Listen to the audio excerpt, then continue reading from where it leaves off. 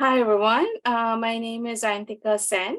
I'm a postdoctoral researcher at Stanford University, Department of Surgery in the School of Medicine, and I have been a postdoc at Stanford since October of 2020.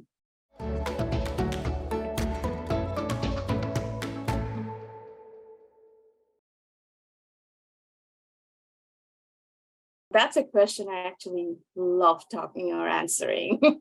So my parents are actually physicians, so I just think I was born into science, but then I think it was mostly my mother who was very instrumental in making me interested in science.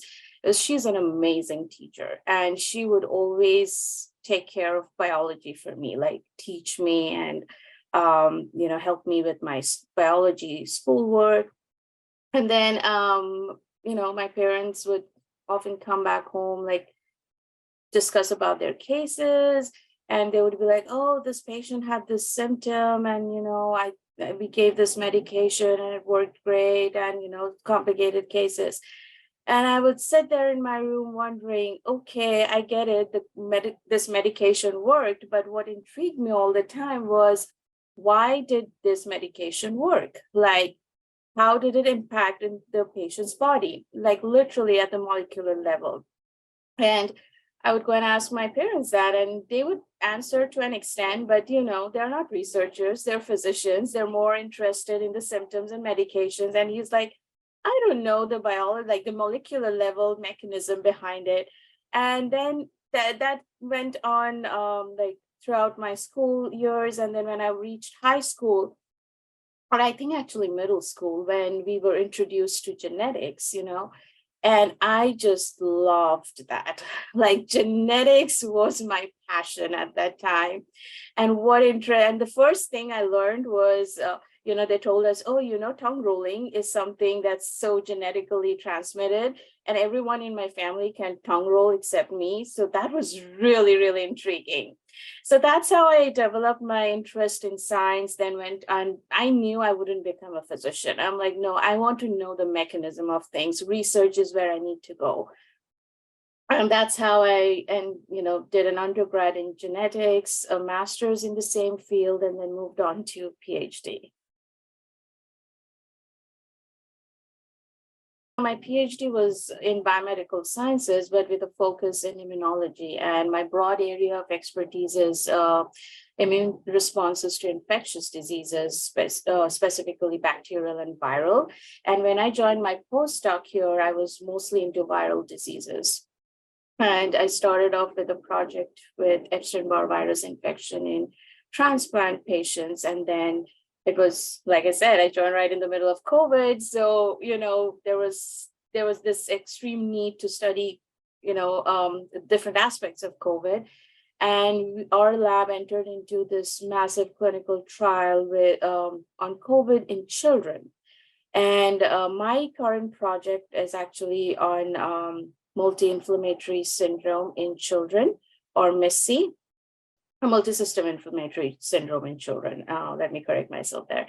And what this project basically deals with is that in children, when they get COVID, not all children get extremely sick. Some are just fine with mild symptoms. Most are actually fine with mild symptoms, but there are some children who develop very severe inflammatory responses, and that affects multiple organs like the heart, lung, kidneys, the intestines, the gut.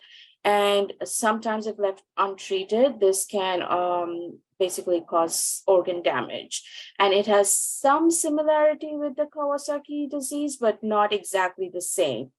So we were interested to know, why are some children so severely affected, or, are severely ill, while the others just are, fine with mild symptoms.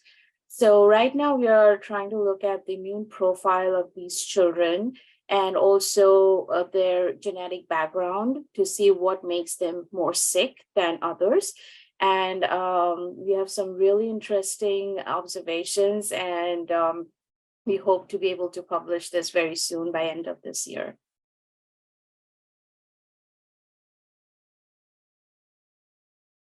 as far as my education trajectory goes, I kind of followed a traditional path of, doing an undergrad, like I said, in genetics. And then like genetics was always my passion. So I moved on to a master's in genetics.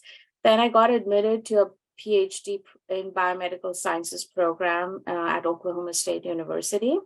And at that point, like during my first year when we were doing coursework, and I just realized that, immunology is basically the future of any kind of disease therapy. I mean, there was right now, everybody, no matter what disease you're looking at, people are trying to address that more immunologically. Like, how can you boost the body's immune system to fight on its own, And the fun thing is, as an undergrad, I hated immunology. It just felt so complex. I just hated it. But just over time, as I grew and became more mature in science as a scientist, I was like, no, this is actually the future, I mean, immunology is the answer to most of our questions around therapy. So at that point, like when I was about to choose my lab, I was like, no, I decided to, push my boundaries. And I'm like, no, this is where I have to be. This is what is going to be important. And I did take a few immunology courses, but I also took, these online courses, tutorials to, bring myself up to speed with immunology and be more proficient. And I decided to join an immunology lab where, I could be trained as an immunologist. And I do not regret that decision. I'm so glad I decided to push my boundaries and be like, no, girl, you need to do this. This is what the future is. I totally enjoy my career as an immunologist right now. I've mostly always been in the academic setting, like I did a PhD, then straight into an academic postdoc. But when I moved to the Bay Area and joined Stanford, I was actually also introduced to the industry side of, research. Like I really got a very good exposure to what kind of research takes place in the industry. And I realized that is probably where I want to go. And that's just because, the industry or a biotech company has the bandwidth. Most big biotech companies, I would say, they have the bandwidth to conduct a research, find a target, molecule, a drug molecule, and then translate that into clinical trials and finally into the market. And to me, that is very exciting. I'm very passionate about that whole process because, I want to see the work that I'm doing in the lab as a bench scientist. I want to be able to see that get translated and reach the bedside. So, and I actually had taken a course during my PhD. It was on translational research, and there was it was mostly focused on how research should be, translated from the bench to bedside and what are our challenges. And at that point, I mean, that the challenges and how, there's not a very smooth bridge between the two intrigued me. And I was like, oh, all of a sudden it just felt like all the research I'm doing here, it's not reaching the bedside effectively. And when I came to the Bay Area and I got exposed to the industry, the research, I really liked the fact that, you can see things go all the way up to the bedside. Yes, it takes time, a long time. Somebody may or may not even be with the company for that long, but it feels good to be like, oh, this drug has been released. I had worked on this 15 years ago. So it's just very, very satisfying. And so I want to actually move to the industry after my postdoc into a very, typical R&D position, like hardcore research position in the industry.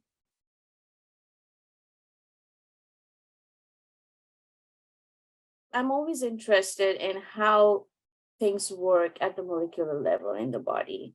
And, immunology is a very complex system, but just as the complexity makes it look difficult from outside, but it also is very intriguing because there are so many layers to unravel and understand the mechanism.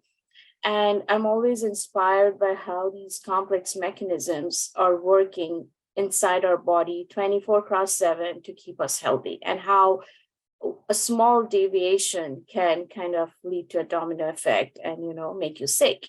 So I just love the fact that I'm able to investigate these endless possibilities, of how immunotherapies um, you know, could cure diseases, and, especially some really difficult ones like cancer or autoimmune diseases. People have been working for years.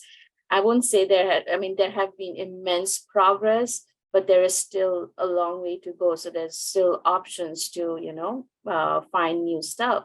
And also, like I said, that the work that we do and in lab, the idea that that work has the potential to improve lives of millions of people, maybe not tomorrow, literally, but at least I know whatever I'm doing in the lab will reach people 10 years from now, but still it will reach someday. So that idea just is very rewarding to me. I mean, I feel I have done something impactful, and that's what excites me the most.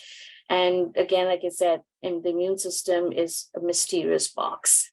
There is so much to unravel, and as a scientist, my basic nature is to be curious and to be able to find new stuff, to be able to discover how things work.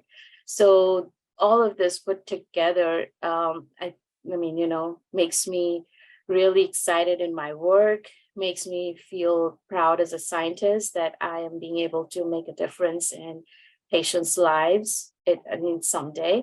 So that's what I love about being a scientist. I have some advice for people who are pursuing their PhD, and that I'm specifically mentioning that because, when you're a PhD student, it's a long journey, it's a difficult journey, but it's a very rewarding journey too. The ups and downs that you face are very are challenging, but it's worth cherishing too. It's a great learning experience. And when I was a PhD student, and after I graduated 5 years later, I realized how much I had grown as a human being and as a scientist, how much I had learned, that are things that I didn't know in my first year.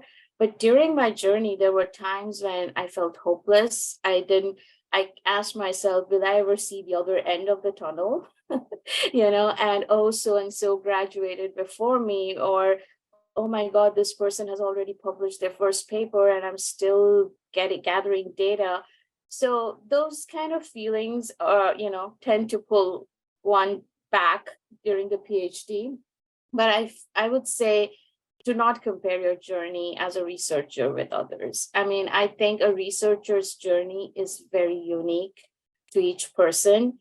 And every person faces obstacles, but the way you overcome them are going to be part of a very cherishable experiences. So I feel that just focus on being better and more knowledgeable every day, and a better version of yourself than you were yesterday.